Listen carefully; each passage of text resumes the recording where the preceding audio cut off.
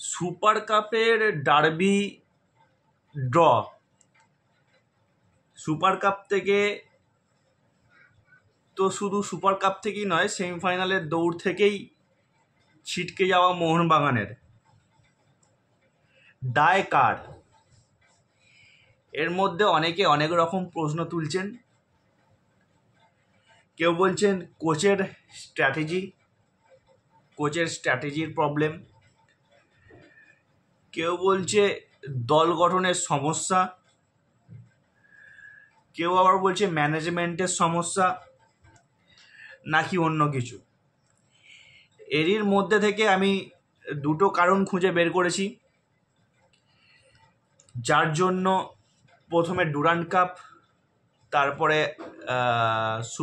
Super cup, এই দুটো tournament থেকেই লিগ পর্যায় থেকে ছিটকে যাওয়া মোহনবাগানের। তো এর ওপরেই বিস্তারিত আলোচনা করব আজকে, সাথে থাকুন। দেখুন, সত্যি কথা বলতে গেলে মোহনবাগানের যে খেলোয়াড় রয়েছে তাদের মান নিয়ে কিন্তু কোনো কথাই বলা যাবে না। খুব ভালো ভালো খেলোয়াড় রয়েছে, বেশ কিছু ভালো ভালো ফরেনার রয়েছে।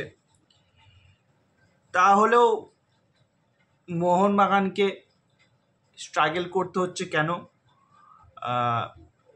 ডুরান্ড কাপ বলুন, সুপার কাপ বলুন, এই দুটো টুর্নামেন্ট থেকে, গ্রুপ স্টেজ থেকে ছিটকে যেতে হলো কেন? ব্যক্তিগতভাবে আমার মত, এটা অ্যাটলিস্ট সকলেরই বোঝা উচিত। কোনো একটি টিম, যে কোনো ম্যানেজমেন্ট একটা টিম বানায়, চেষ্টা করে ভালো টিম বানানোর চেষ্টা করে, সেই টিম দিয়ে ক্যাবিনেটে নতুন নতুন যে টুর্নামেন্ট আসবে সেই টুর্নামেন্ট থেকে ট্রফি তুলে নিয়ে আসা। পৃথিবীর প্রত্যেকটা ম্যানেজমেন্ট কিন্তু এরকমই টিম করতে চায়। মোহনবাগান টিম কিন্তু এইরকমই টিম করেছে, তার সত্ত্বেও ট্রফি আসছে না বলাটা ভুল।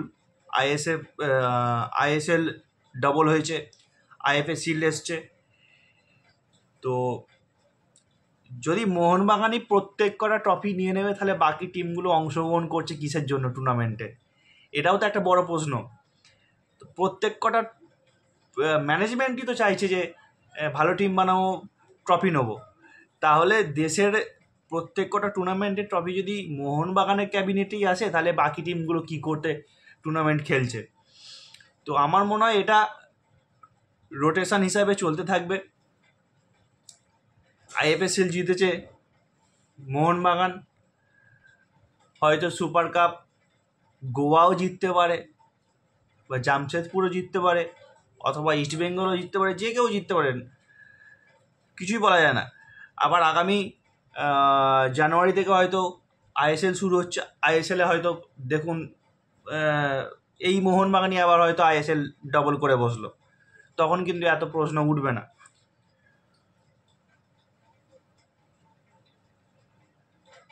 ম্যানেজমেন্টের ভেতরের কোনো খবর কিন্তু আমি বলতে পারবো না, বা আপনারাও অনেকে হয়তো যারা এইসব খেলার ব্যাপার নিয়ে একটু নাড়াঘাটা করেন, তারাও হয়তো ম্যানেজমেন্টের ব্যাপার আপনারাও বুঝতে পারবেন না বা বলতে পারবেন না। তবে ডুরান্ড কাপ বলবো না, তখন ডুরান্ড কাপের সময় কিন্তু টিম ঠিকভাবে তৈরি হয়নি, ঠিকভাবে সেট আপে আসেনি টিম। ডুরান্ড কাপের কথা বলবো না। যদি সুপার কাপ বলি, গ্রুপ স্টেজ থেকে বিদায়, যদিও ম্যাচ হারেনি মোহনবাগান, ড্র করেছে, ড্র করার সত্ত্বেও কিন্তু গোল পার্থক্যে বিদায়। তো এই জায়গা থেকে আমি যে বলছিলাম, আমি দুটো কারণ খুঁজে বের করেছি। সেই দুটি কারণের মধ্যে একটি হলো মাঝ মাঠে গ্রেগ স্টুয়ার্টের জায়গা কিন্তু এখনও পূরণ হয়নি, আর সেই গ্রেগ স্টুয়ার্টের জায়গাটা পূরণ হয়নি বলেই আজকে মোহনবাগানের এই অবস্থা। এটা ছিল প্রথম। দ্বিতীয় কারণ হচ্ছে মলিনার অতিরিক্ত সাহসিকতা দেখানো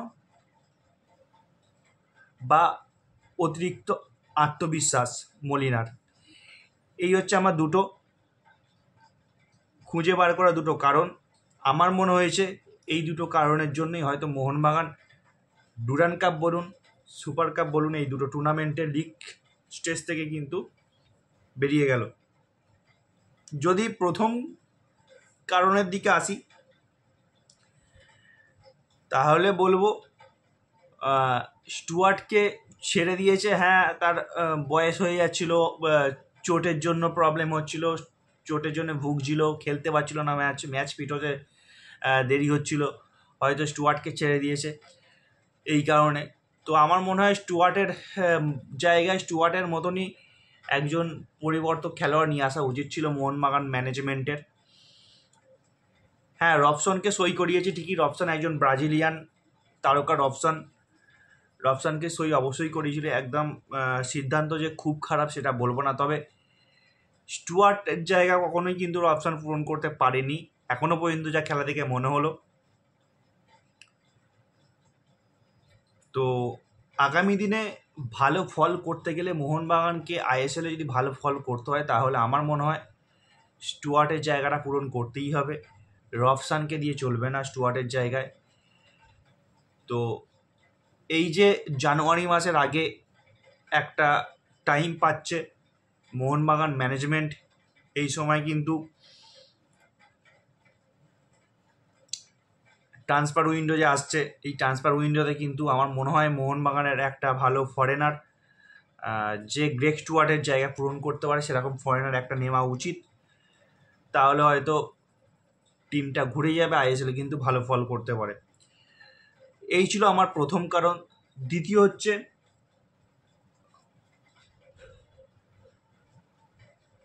মলিনার অতিরিক্ত আত্মবিশ্বাসিকতা।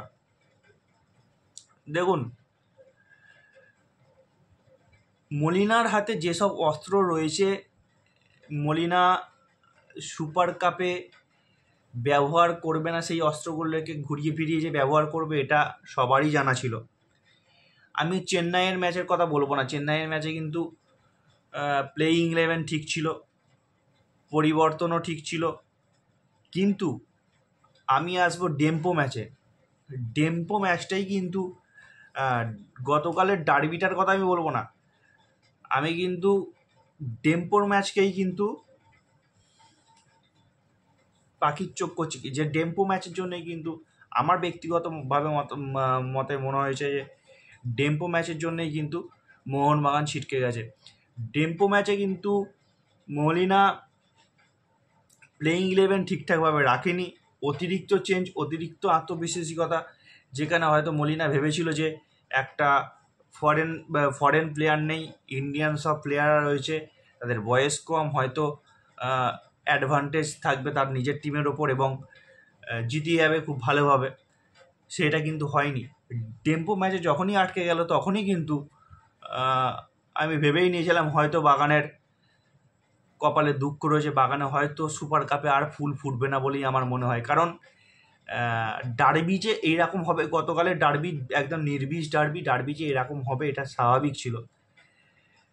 ডার্বিতে কেউ বেশি আক্রমণ করবে না, কারণ এটা হচ্ছে আবেগের ডার্বি, তার ডিফেন্স থাকবে ঠিকঠাক, ডিফেন্স করার চেষ্টা করবে, গোল বাঁচানোর চেষ্টা করবে, আত্মবিশ্বাসের ঘাটতি দেখা যাবে, ঠিকঠাক থাকবে না, ডার্বিতে প্রবলেম হবেই।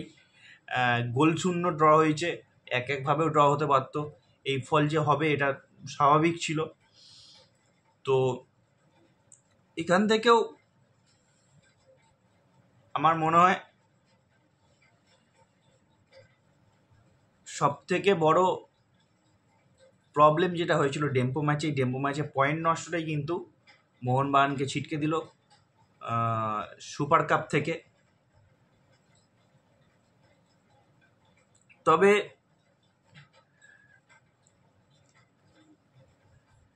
ইস্টবেঙ্গল টিমকে কখনোই ছোট করে দেখব না, ভালো খেলেছে ইস্টবেঙ্গল টিম অস্কার ব্রুজোর অধীনে। আমি বারংবার বলে এসেছি, এর আগে যারা আমার ভিডিও দেখেছেন তারা বুঝতে পারবেন, জানতে পারবেন, আমি বারংবার বলে এসেছি অস্কার ব্রুজোর এই ইস্ট বেঙ্গল টিম কিন্তু অতটাও সহজ নয় যে কোনো প্রতিপক্ষর কাছে। অস্কার ব্রুজোর এই ইস্ট বেঙ্গল টিম কিন্তু বেশ ভয়ঙ্কর, ভালো চ্যালেঞ্জ জানাবে আগামী আইএসএলে।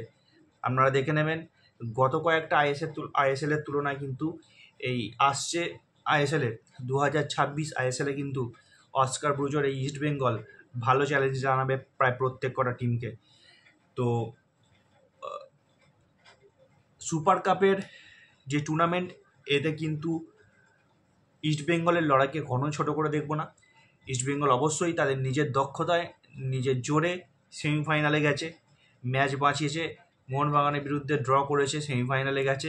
অবশ্যই বেস্ট অফ লাক ইস্ট বেঙ্গলের জন্য। বাঙালি হিসাবে চাইব, আমি মোহনবাগান সমর্থক হয়েও বাঙালি হিসাবে চাইব ট্রফি বাংলাতেই আসুক।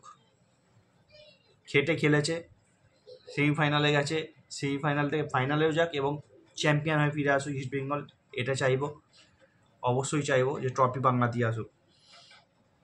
আর যদি মোহনবাগানের কথায় আসি, তাহলে যেটা বললাম আগামী জানুয়ারিতেই হয়তো আইএসএল শুরু হচ্ছে। যে দুটো প্রবলেমের কথা বললাম, গ্রেগ স্টুয়ার্টের জায়গা পূরণ করা এবং মলিনার অতিরিক্ত আত্মবিশ্বাস না দেখানো, এই দুটো যদি রেকটিফাই হয়, এই মোহনবাগান টিমই কিন্তু আইএসএলে ভালো ফল করবে, দেখে নেবেন। দেখুন, যদি একটা মাঝে মাঠের ভালো খেলোয়াড় থাকে গ্রেগ স্টুয়ার্টের জায়গা পূরণ করার জন্য, সেইটুকু হলেই কিন্তু যথেষ্ট। আমার মনে হয় মলিনা কিন্তু তখন নিজস্ব আত্মবিশ্বাস তখন দেখাতে পারবে। কারণ আইএসএল কিন্তু একটা ম্যারাথন টুর্নামেন্ট, 3-4টে ম্যাচ দিয়ে একটা টুর্নামেন্ট নয়, কিন্তু আইএসএলে কিন্তু প্রচুর ম্যাচ খেলতে হবে, তখন অনেক আপস অ্যান্ড ডাউনস যাবে। তো সেই দিক থেকে দেখতে গেলে কিন্তু আইএসএল টুর্নামেন্টে কিন্তু মোহনবাগান বেশ ভয়ঙ্কর অন্যান্য টিমের এগেনস্টে। আমি আমার আজকের এই মোহনবাগানের ইস্ট বেঙ্গলের যে অ্যানালাইসিস ভিডিও করছি সুপার কাপে, এই ভিডিওতে বলে দিচ্ছি, আপনারা মিলিয়ে নেবেন। আইএসএলে মোহনবাগান কিন্তু বেশ ভালো রেজাল্ট করবে, বেশ ভালো ফল করবে। শুধু দরকার ওই গ্রেগ স্টুয়ার্টের জায়গাটা পূরণ করা, ব্যাস তাহলেই হবে। তো যাই হোক, কথা আর বাড়াবো না, ভিডিও এখানেই শেষ করছি। আপনাদের মতামত কি, আমি কতটা ঠিক বললাম বা ভুল বললাম, অবশ্যই আমাকে কমেন্ট বক্সে কমেন্ট করে জানান। আপনাদের ব্যক্তিগত মতামত অবশ্যই কমেন্ট বক্সে কমেন্ট করুন। দেখতে থাকুন টুইন্স ম্যাজিক ইউটিউব চ্যানেল। ভিডিওটি ভালো লাগলে অবশ্যই শেয়ার করুন, আমার চ্যানেলটিকে সাবস্ক্রাইব করুন। আবার আসছি অন্য কোনো নতুন ভিডিও নিয়ে, ততক্ষণ দেখতে থাকুন টুইন্স ম্যাজিক। ভালো থাকবেন, সুস্থ থাকবেন। জয় মোহনবাগান।